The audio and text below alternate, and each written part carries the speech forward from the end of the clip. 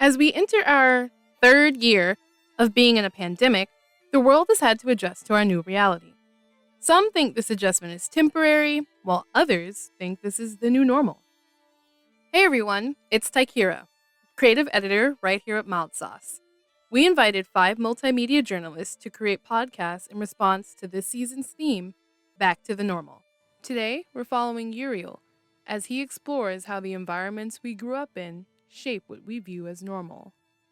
Here is Why Am I Like This? My parents would just make me feel really sad, and I don't know, I just didn't like my life, and I felt I had suicidal thoughts and attempted. Many teenagers today face this problem. They have evolved to become nothing more than a product of their environment. Many have blamed it on the pandemic, but in reality, it is the environment we grew up in. We do things unconsciously that derive from those moments and do not fully understand why. According to the Great Courses Daily, our environment influences 50 to 70% of our personality. So, how does our environment still affect us today? Yeah, I grew up in a really toxic household because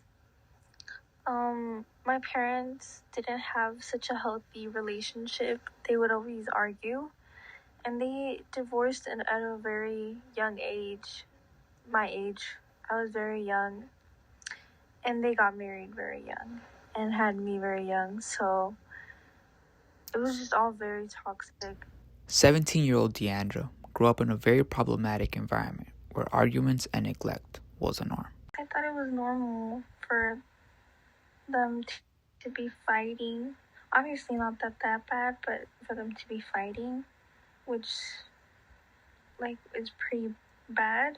According to the Urban Child Institute, a problematic home environment can disrupt the brain's stress response system. It also reduces the quality of caregiving a child receives and interferes with healthy development.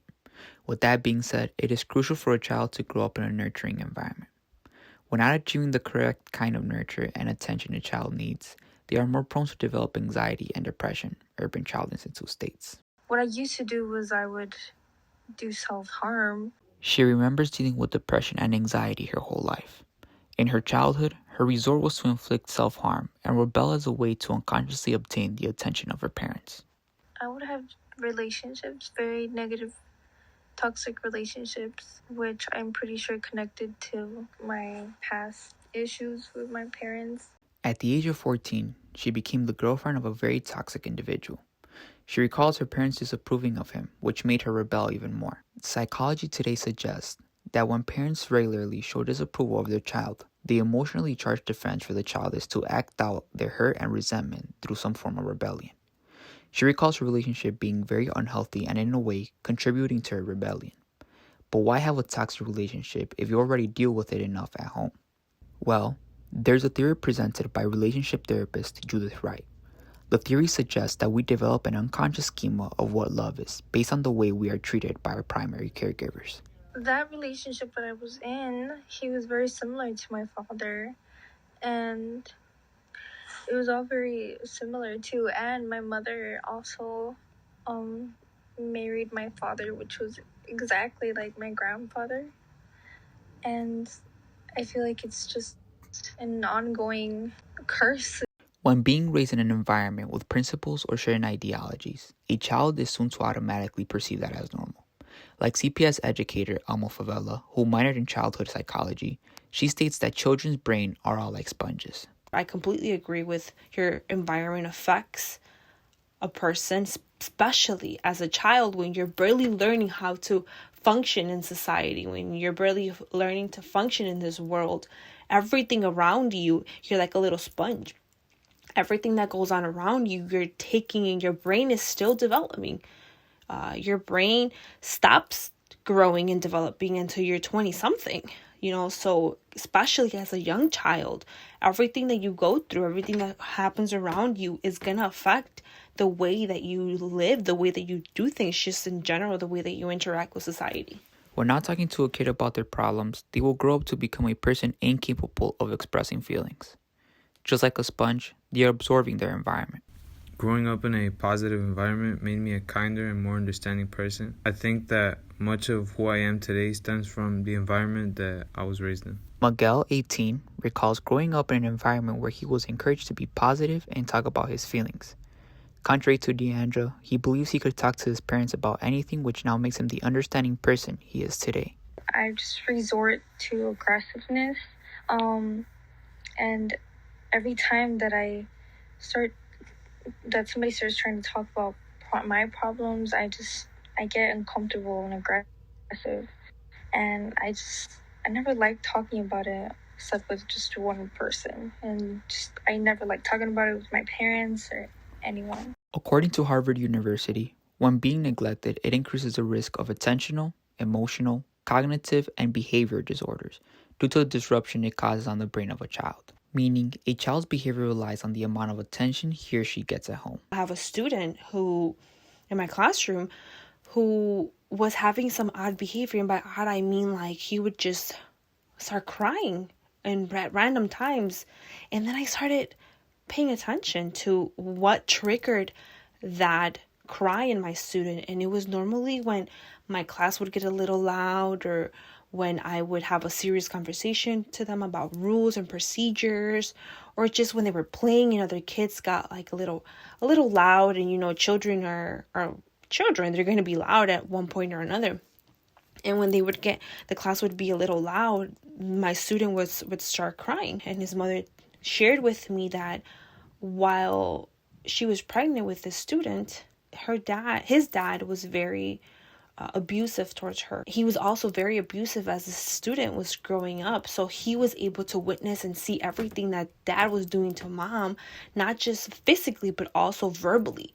So he knew that every time dad raised his voice, something of physical abuse followed that. So it was like classical conditioning. Like we're teaching children that if I make a certain noise and I automatically after that something happens, they're automatically associating that noise to whatever followed that noise. Furthermore, many of us may say that we are nothing like our parents. At the end of the day, we are still a product of our environment. Becoming our surrounding is not the whole concept of being the product. Because of the environment you grew up in, you are doing everything in your power to not be like that. So at the end of the day, you are still the product. I am more of a, my mom is like this, which is why I don't want to be like that. Of course, although you try to be nothing like your environment, we are bound to have something stick to us. For example, so my mom, she is diagnosed with bipolar disorder, and she can obviously have her moments. She's very bipolar, and sometimes I act like that too, and I hate it, and I try not to act like that, and I catch myself, and I'm just like, no. It's little bits like these that stick to our psychological responses and that shape our personality. Amofavela goes on to say, we have to remember that kids want to imitate. They will imitate the people around them. And if they see positive behavior, they'll want to imitate that. But also, if they see negative behavior, they'll imitate that as well. Because it's easier to imitate negative behavior, I think, in my perspective, than positive. She believes that for a child, it is easier to respond with aggression than to evaluate their feelings and talk it out. Forming a habit like this can stick to them even to their adult life. A famous blogger, Tian Rashai, who has created multiple research blogs, believes that we unconsciously mold into our environment. Our brains are designed to detect danger in order to survive.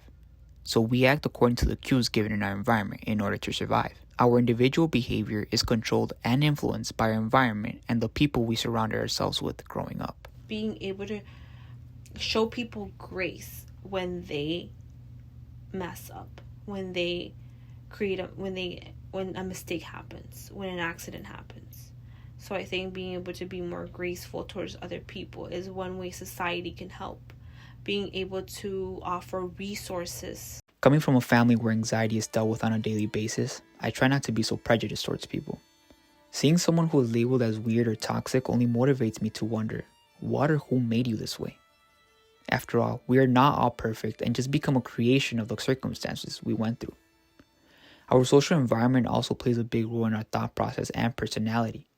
I have learned to become a more understanding person, and to do so, I think of the following. Many people did not grow up with a loving and nurturing family. I really believe that I must understand what happened in someone's path and comprehend why they are the way they are instead of criticizing and setting them aside. So, how does your childhood environment still affect you to this day? To follow the next story in the series, go to mildsauce.org. Mild Sauce is affiliated with Street Level Youth Media, and Street Level is a program of Urban Gateways.